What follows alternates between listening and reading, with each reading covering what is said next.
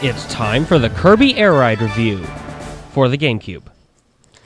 My sister has been wanting me to review this game for a long time because for one, she loves Kirby, and two, it's actually her game, so here we go. This is a racer where you race with Kirby and Kirby-related characters on hover machines. The vehicles can not only hover, but can also glide when going off of a jump, which gives this game a little more depth. Each type of machine has a different set of attributes, like the Warp Star has a good average of speed, turning, charging, etc. Or like my personal favorite, the Swerve Star, where you have to completely stop to turn, but is super fast. Each track has enemies scattered throughout which Kirby can suck up and gain a new ability, such as a familiar-looking outfit with a sword, or a big ball of spikes. You can use these new abilities to attack the other racers so you can gain the lead. Now, not all enemies can give Kirby a special ability, and when Kirby sucks one in, you can shoot it back out towards the other racers. In addition to the standard racing, there's also a bird's eye view style of racing. It's a lot shorter and not as fast as the standard racing, but it's still pretty fun nonetheless. Now, if this game just focused around racing, it would be so boring. However, there is another mode called City Trial, which is a lot more fun. In this mode, you're given a set amount of minutes to go around a city and collect upgrades, some of which include attack, defense, glide, top speed, and so on. When the timer is up, you're put into a scenario which is usually you against the other players.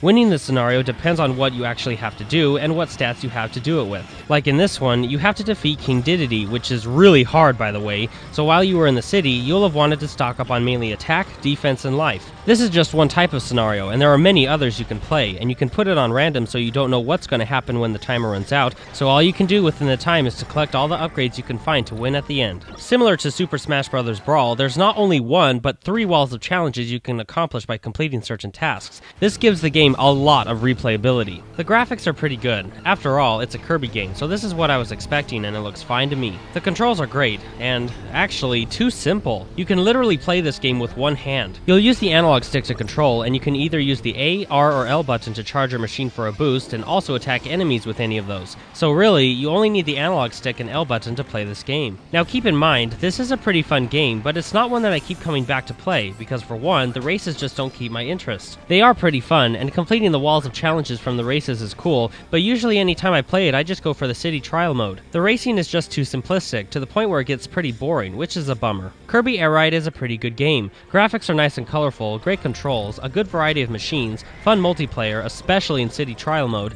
lots of replayability, great music, and that Kirby charm is everywhere. But the downsides were one, the races are too simplistic, to the point where it becomes boring, and two, since it's too simplistic, there's no real oomph to it, which in my opinion makes it a game you'd only play once in a while. It's still a fun game while you're playing it though, and playing with or against friends does help with the simplicity of the gameplay. But if you're looking for a fictional racer with more to it other than Mario Kart, you should try F-Zero GX. Now that one's more my style. However, to be fair, it looks like this game was intended for younger audiences. So overall, I think this game is a little too easy and simple for advanced gamers, and I think younger audiences would like it more. However, I still think it's a pretty fun game to play. This game gets a 3.5 out of 5 with the title of good.